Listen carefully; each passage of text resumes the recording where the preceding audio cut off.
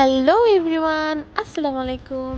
আমি আইরিন, আর আজকে আমি আসছি আবার নতুন একটা ভিডিও নিয়ে। সেটা হচ্ছে আমি আজকে যাচ্ছি আমার বোনকে সাথে নিয়ে। আমার ম্যাক্সিমাম ভিডিওতে আমার বোন থাকেই, কারণ আমার বোন আর আমার মিলে এই চ্যানেল আইরিনস ব্লগ। তো হচ্ছে আমরা যাচ্ছি পূজাতে, মানে পূজার মেলাতে যাচ্ছি। তো গাইস, প্রত্যেকটা বছর পূজার সময় এই মন্দিরে প্রত্যেকটা বছর এরকম বড় করে মেলা বসে, মানে অনেক বড় করে মেলা বসে। আসলে আমি অনেক জায়গায় যাইনি, আমি জানি না বগুড়া কোন কোন জায়গায় অনেক বড় করে মেলা হয়, এটা আমার জানা নাই। তো আমার জানা মতে শুধু এটা আছে যে মালতীনগরে যে মন্দির, এই মন্দিরে অনেক বড় করে মেলা বসে প্রত্যেকটা বছরই। এত ভিড়, এত দোকানপাট, এত কিছু, মানে অনেক বড় করে মেলা বসে সবসময়। আর এই জন্য আমি আমার বান্ধবীর সাথে, আর বাসাও মালতীনগরে, এই জন্য তাকে নিয়ে ঘুরতে আসছি। এই যে আমার বোন গেছে নৌকায় উঠতে, চরকিও আছে নৌকা আছে, ও আবার চরকিতে উঠতে একটু ভয় পাচ্ছিল, এই জন্য নৌকায় উঠছে।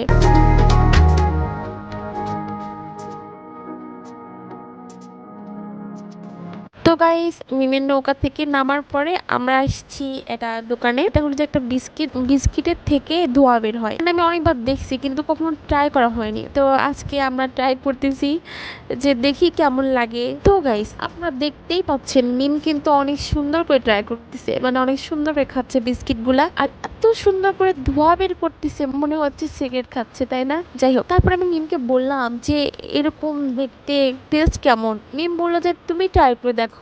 তারপরে আর কি আমি অর্ডার দিলাম, তারপরে আমার জন্য দিল ভাইয়াটা। দেওয়ার পরে এই যে দেখেন গাইস, আমি ট্রাই করতেছি, ও মাই গড। কিন্তু গাইস, আমি ধোয়া বের করতে পারছি না। তারপরে ওই ভাইয়াটা বললো যে যেভাবে খাইতে হয় স্বাভাবিকভাবেই খান।